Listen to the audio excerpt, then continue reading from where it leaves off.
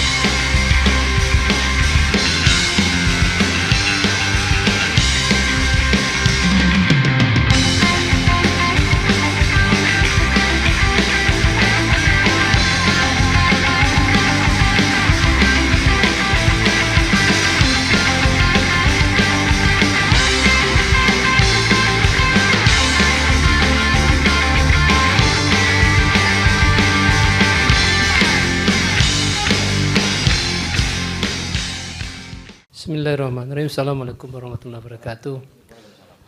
Di sini kita dari institusi kita ya, sebagai akademisi, pertama kita harus mengecek dulu datanya dari mana. Data yang kita gunakan itu adalah data dari KPU itu sendiri. Bagaimana? Data itu kita ambil ketika setelah pemilihan 14, itu langsung kita ambil. Nah, sebelum terjadi huru hara kita ambil dulu. Kita ambil. Nah, kenapa? Sudah diantisipasi ini ya, bakal terjadi huru hara ya. Karena belajar dari 2019. Oh, iya. Nah, di situ tuh kenanya. Jadi kita ambil dulu Pak. Karena kita sudah berpikir begini, ini belajar dari, ini tidak menuduh, tetapi adalah hipotesis, pengalaman sebelumnya mengajarkan sesuatu. Ini yang sangat penting ini. Saya melihat bahwa begini, dari akademisi, kita bukan saya, kita tim lah dari akademisi itu melihat kok semua quick count itu jumlahnya hampir sama. Itu harus sebagai orang IT, apalagi dia forensik, itu bertanya harus tanya terus tajam itu. Angka menunjukkan sesuatu cerita di balik itu. Kalau orang forensik bercerita, melihat angka itu dia tuh ada cerita di balik itu gitu loh. Tidak sebesar angka, itu kalau berpikir forensik Pak ya. Ini pasti cerita, ada sesuatu yang dimakna di baliknya. Kok semuanya sama? Nggak mungkin. Itu pertanyaannya pasti kalau orang forensik bertanya, nggak mungkin itu pasti ada. Itu paling kita tonjolkan. Pertama. Setelah itu, dari mana datanya diambil? Kok mungkin sama? Berarti sumbernya sama. Itu kesimpulan itu gitu loh. Ah, ketika 14 itu kita sudah ngambil dulu Pak. Ini kenapa di forensik itu harus kita ambil tracing time itu harus penting itu. Data itu kan berubah. Kita ambil. Dari KPU sendiri kita ambil. Kita diam, kita ambil. Jadi data itu kita kumpulkan. Begitu terjadi huru hara, itu kita kejar lagi. Di mana TPS yang berhuru hara itu? Kita kejar Pak. Itu kita tracing itu data itu. Sampai sekarang ini KPU kalau nggak salah itu dihentikan ya. Shutdown katanya. Cleaning kan? Di cleaning kalau nggak salah di cleaning ya. Dibersihkan 2 hari katanya. Kalau orang IT mengatakan cleaning itu ada makna tersirat di belakangnya. Ada tersirat. Tapi kita kan tidak bisa menuduh, kita kan bicara IT, apalagi cara forensik, berarti ada cerita di belakangnya. Ah, disitulah data itu kita olah Pak. Dari data itulah baru kita buat hipotesis. Nah, contoh tadi kan satu TPS tuh, itu ada ratus ribuan TPS kita tracing. Jadi satu TPS tadi, ya, ini kan dari data itu kita buatkan satu hipotesis berbentuk satu algoritma. Kan kalau kita bicara IT itu algoritma semuanya bicara itu. Kenapa angka ini muncul sendirinya, dia sendiri tegak gitu loh. Itu pasti datang dari mana gitu loh. Itu kita pertanyakan Pak. Setiap angka pasti kita tanya satu-satu dari mana. Oh, yang dirubah kan ini, variabel yang dirubah kan ini. Kenapa ini datang gitu loh. Kan nggak mungkin tiba-tiba datang sendiri gitu loh. Pasti ada dari mana datangnya gitu loh. Itu kita tracing gitu loh. Baru kita baca logikanya di belakang. Setelah itu perubahan ke depan apa? Oh, berarti kita, makanya tadi itu Pak. Berarti apa kesimpulannya? Data ini adalah standing di situ seperti orang itu berdiri aja dari awal situ, nggak berubah-ubah dia. Kita berubah. Makanya kita lihat tadi sebelum, saat, dan setelah. Di saat pemilu dia sama ada kan di bawah itu sama kan. Ketika selesai sama juga. Berarti apa? Sebelum pasti sama dong. Kan nggak mungkin kalau kita ambil dari atas kembali, nggak mungkin dia ada di situ. Secara logika IT nggak mungkin ada. Berarti dia datang itu dari sebelum setengah nih, baru kita kembalikan gitu loh Pak. Ini ada kaitannya dengan 54 juta DPT yang ganda itu tidak kira-kira? Kalau itu kita tidak bisa pastikan ke situ Pak. Belum tentu dari situ ya? Belum tentu. Kenapa? Itu kalau logikanya begini loh Pak. Kalau apa yang dilihat dari situ itu, kan dilihat tadi itu berarti apa? Kembali kepada quick account tadi itu. Yang 50 tadi Pak. 58-nya kembali ke sana itu tuh. Karena dia standing dari sebelum, saat, dan setelah. Data itu sama standing itu tuh. Berarti di lock dia kunci di situ. Dikunci Pak. Kita kan dikunci tadi itu nampak. Kenapa Pak dikunci itu? Berarti saya pikir, oh gini secara logika ya. Forensiknya bermain di situ. Berarti ada. Logiknya mengatakan statement ini sumbernya pasti sama, satu gitu loh. Cuma begini, kan harus ada pembuktian. Kembali kepada Pak Ucok tadi itu. Pak Ucok, kalau kembali ke MK, paling-paling ya maaf cerita 2019 kita pengalaman itu. Nah, kalau secara IT, digital forensik bisa menemukan itu? Kami begini Pak, di UIC tempat kita itu, kita sudah sampai forensik kepada si pleno. Oh, oke. Trace out-nya, segmentation, sama pemalsuan tanda tangan itu sudah bisa mendetek itu. Oh sampai soal pemalsuan Sampai tanda tangan? sana, itu kecanggihan kita alhamdulillah. Oh oke. Jadi jangan dikata ya alhamdulillah kami baru ya. Itu rektor kaya. Insan Cita itu ya? Insan Cita. Ya. Jadi di situ tuh kita memang spesialis daripada artificial intelligence. Nah, di spesialis intelligence kita gunakan untuk forensik, kita membantu negara ini ya. Konsentrasi untuk membantu negara. Jadi kita sudah bisa sampai itu adalah forensik story ya, time series itu baru. Nanti ada forensik metadata Pak. Metadata. Dari metadata nanti baru kita masuk kepada image recognition. Image recognition itu menggambarkan, contohnya nih, ketika itu misalnya, contoh nih, kita berlima sepakat menduplikasi, saya tanda tangan gini. Kalau dilihat kasat mata nggak kelihatan Pak, tapi begitu saya masuk forensik, saya nampak tuh Pak, ini dibuat di mana? Artinya apa? Apakah di luar, apakah di dalam? Contoh ini ada cahaya ini. Cahaya nih. Begitu saya tanda tangan sesuatu sini, begitu saya masukkan ini, saya akan dapat tuh cahaya dari sebelah sini. Ini nggak mungkin matahari, pasti dalam ruangan. Tapi untuk pembuktian itu kan perlu lagi wewenang dari Pak angket itu. Makanya saya dari segi IT, kalau boleh DPR golkan aja hak angket ini. Dari sini baru kita buka semua di situ. Begitu pembuktian tadi, karena ini baru hipotesis, tapi secara logika masuk kan. Kenapa? Hipotesis ini kita buat. Tapi tanpa pembuktian dari simulasi kembali kan nggak mungkin. Harus kita simulasikan kembali. Istilahnya begini loh Pak dalam eksperimen. Ini hipotesis. Kita buat eksperimen kan. Pembuktian hipotesis kan eksperimen. Untuk pembuktian lebih besar lagi ke lapangan. Nah ke lapangan itulah kita minta anti DPR untuk angket tersebut. Begitu Pak. Jadi kalau diberi kewenangan oleh DPR dan diberi akses itu mungkin dilakukan di digital forensik untuk mencari penyimpangan-penyimpangan yang dilakukan itu. Insya Allah mungkin sekali. Mungkin sekali. Mungkin sekali. Meskipun katakanlah sekarang mereka mencoba menghilangkan jejak digitalnya begitu. Nggak bisa Pak. Jejak digital nggak bisa. Nggak bisa. Itu nggak bisa. Ketangkap pasti kalau diberi wewenang misalnya gini. Contohnya misalnya DPR bilang, dipanggil itu KPU, buka semua katanya. Itu berhubungan ke server Pak. Nggak mungkin orang server itu dia menghilang. Oh nanti terrekodnya itu di dunia lagi. Oh meskipun servernya disebutkan di Singapura dan di Cina. Oh bisa kita lakukan. Insya Allah bisa Pak. Itu yang tapi ada legalitas dari pemerintah. Ada pemerintah mengatakan harus begini, orang sana harus buka Pak. Karena apa? Dia kan berhubungan ke internasional. Nggak mungkin. Kalau tidak, track record mereka jatuh. Jadi kepercayaan image dunia turun. Sekarang ini untuk itu mungkin seharusnya ini hak angket ini digulirkan betul. IT bekerja. Bagaimana itu nanti itu ya saya yakin loh Indonesia ini punya orang IT yang banyak, yang pintar-pintar ya, yang jujur masih banyak gitu loh. Oke, mantap. Oke, terima kasih Pak Jaswar Koto ya. Ini saya cuma memberikan keyakinan aja untuk apakah itu dilakukan. Jadi apa yang bisa kita simpulkan bahwa dengan hak angket ini bergulir itu sebenarnya bisa membuka semua kotak Pandoranya begitu ya, kotak Pandora kecurangan pemilu 2024 ya. Oke. Bisa Pak, jadi mungkin saya tambah. Hak angket ini kan memberi legalitas sebenarnya. Iya. Kan kita kan perlu legalitas Pak. Sebenarnya IT itu bisa dia masuk ke rumah orang secara diam-diam Pak. Bisa ya. Bisa. Dia bisa menerobos masuk semungkin ya orang yang pernah komando ya, tentara komando kan biasa kan diam-diam itu. Kan nggak kalau masuk komando ketahuan kan nggak, itu bukan komando namanya, itu kan gitu ya Pak ya. Nggak mungkin. Jadi dia bisa masuk secara individualis, kita bisa melakukan. Oke. Hacker itu ya istilahnya. Bukan cracker Pak. Cracker. Cracker, kalau cracker udah merusak dia. Kalau Iya, hacker oh. hanya menghack saja. Iya. Cracker gitu loh, kita masuk. Kita bisa masuk. Cuma kan legalitasnya nggak ada. Kita kan ingin legalitas di sini. Iya. Kalau legalitas kita lebih leluasa, kita betul-betul melihatnya secara terbuka. Ah, gitu lah kira-kira. Oke. Terima kasih. Bismillahirrahmanirrahim. Assalamualaikum warahmatullahi wabarakatuh.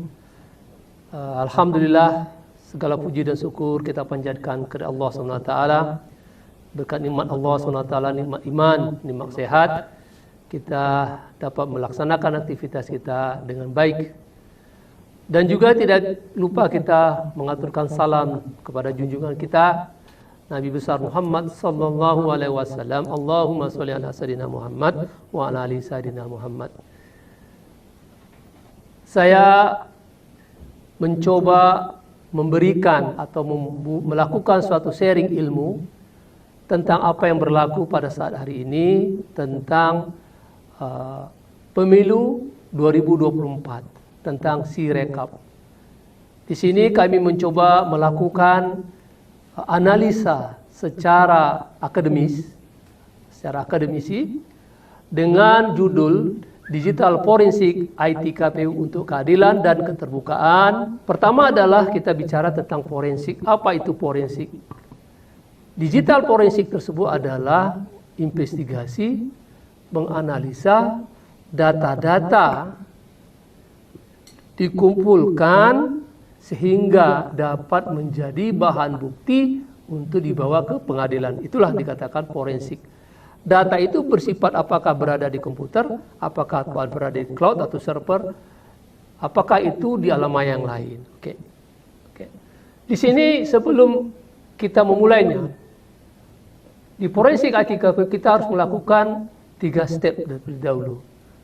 Pertama, data yang kita kumpulkan adalah data sebelum kejadian, data saat kejadian, dan itu data ke depannya setelah. Jadi sebelum, saat pemilu, dan setelah pemilu. Oke, mari kita kumpulkan data sebelum kita tidak punya dan data setelah kita tidak punya. Yang kita punya adalah data saat pemilu. Oke, ini adalah data saat pemilu.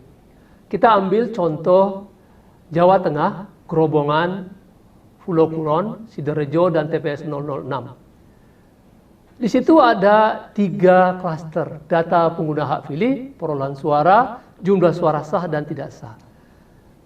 Yang di-key-in datanya adalah ini.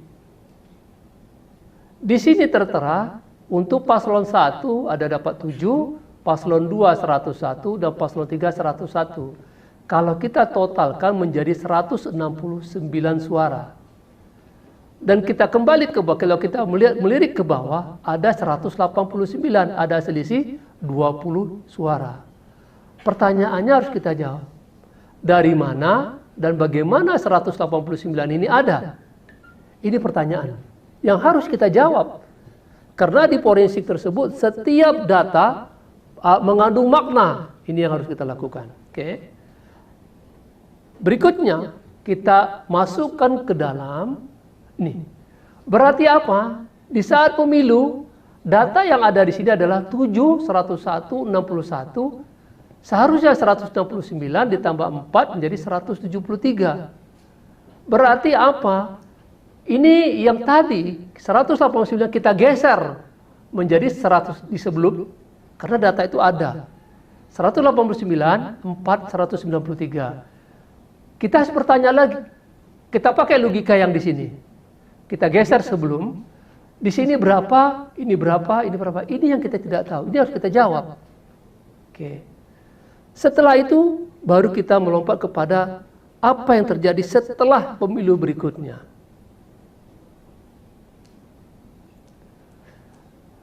Di tanggal 20 Februari 2024, 6 hari setelah pemilu, data website tersebut direvisi.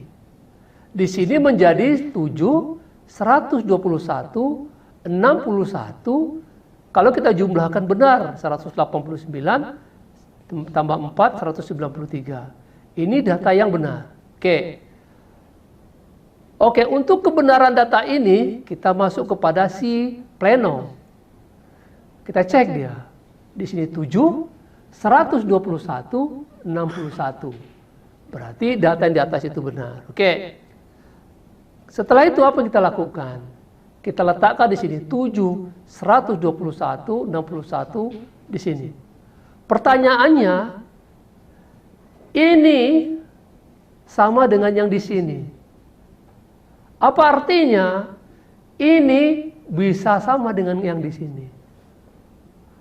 Jadi, kembali ke pertanyaan kita sekarang, pertanyaan kita, dari mana dan bagaimana 189 ini ada? Dia berada dari angka ini, 7, 121, dan 61.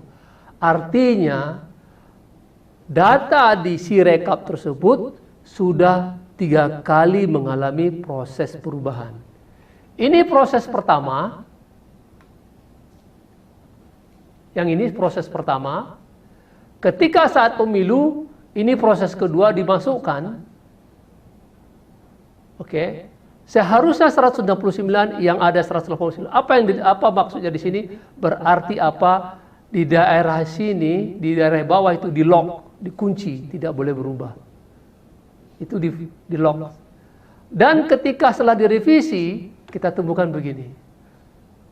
Jadi sebelum pemilu, saat pemilu terjadi, dan setelah pemilu terjadi. Jadi di Sirekap tersebut ada 3 kali perubahan angka yang terjadi di Sirekap.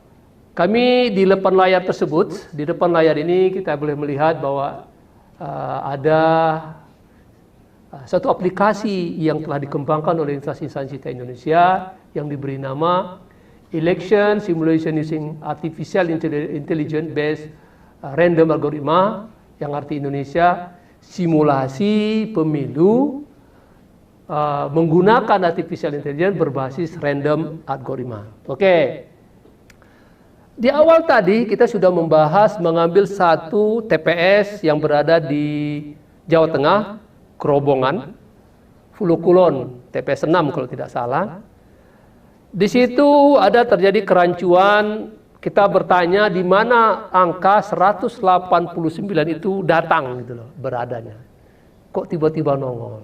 Dan kita sudah mengambil satu kesimpulan, dia ada ketika sudah disetting. Oke. Mari kita lihat di layar kita. Ini adalah situasi di mana sebelum pemilu. Apa artinya? Seandainya saya sudah buat satu simulasi terlebih dahulu tentang semua yang ada TPS. Sebuah simulasi dulu. Oke. Tadi kita sudah berhipotesis, membuatkan suatu hipotesis. Oke. Ini TPS 6, 7, 121, 61, 4 menjadi 193. Ini tepat istilahnya sama dengan apa yang ada di screenshot di tanggal 16 Februari yang kita ambil. Oke. Di skenario ini, sebelum itu ada lagi terjadi penggelembungan suara yang terjadi paslon 2 katanya. Yang terjadi banyak isunya. Itu harus kita masukkan juga dalam skenario ini. Oke. Di sini kita letakkan paslon 2 target kita untuk kemenangan. Setelah itu bergulir lagi, kemenangan itu satu putaran. Kalau satu putaran harus 50%. Kita setup lagi target kemenangan 51%.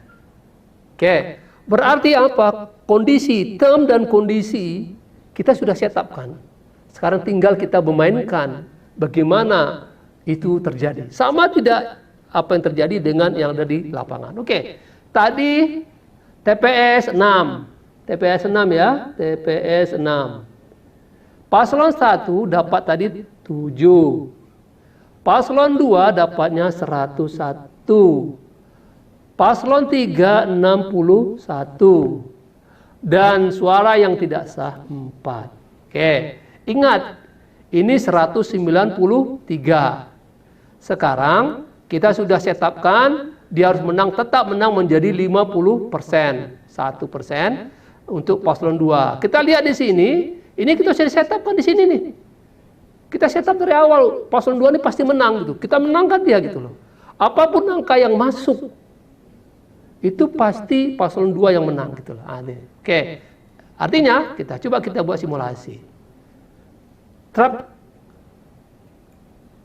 Oke, kita lihat di paslon di TPS 6 7 101 61 4 173.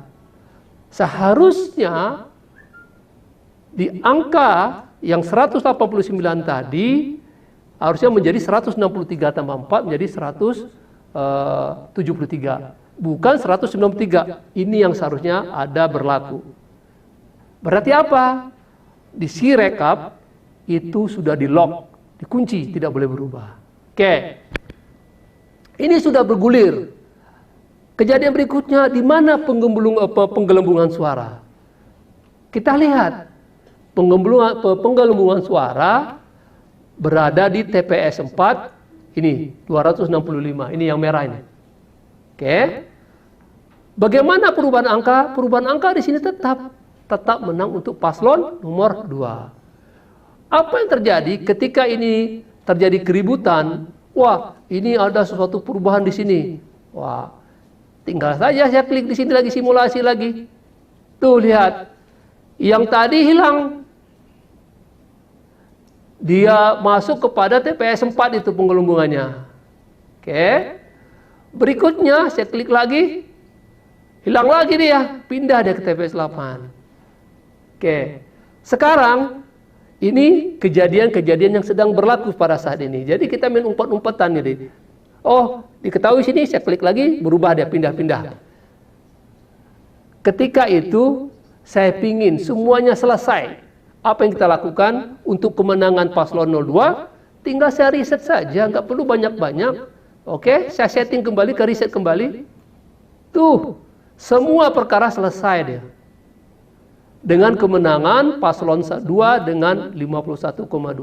Di sini tidak ada lagi kata yang mengatakan bahwa ada penggelembungan suara, nggak ada. Selesai semua. Apa artinya di sini? Artinya adalah terjadi 3 kali perubahan angka di dalam Sirekap. Di setting sebelum, saat pemilu berubah 1 kali lagi, itu berarti sudah 2 kali angka yang terjadi. Berikutnya di akhir di reset kembali menjadi dikembalikan ke awal, menanglah paslon 2. Inilah kira-kira hipotesis yang terjadi di Sirekap. Untuk kebenaran ini mungkin pihak pengembang yang lebih mengetahui, silahkan mari sama-sama kita membuka diri. Kembali tadi bahwa kita ingin pemilu ini dilakukan secara jujur dan berkeadilan. Supaya ini tidak terjadi hal-hal yang negatif, mari sama-sama kita junjung keadilan ini, mari sama-sama keterbukaan dan keadilan kita lakukan. Wabillahi taufiq, assalamualaikum warahmatullahi wabarakatuh.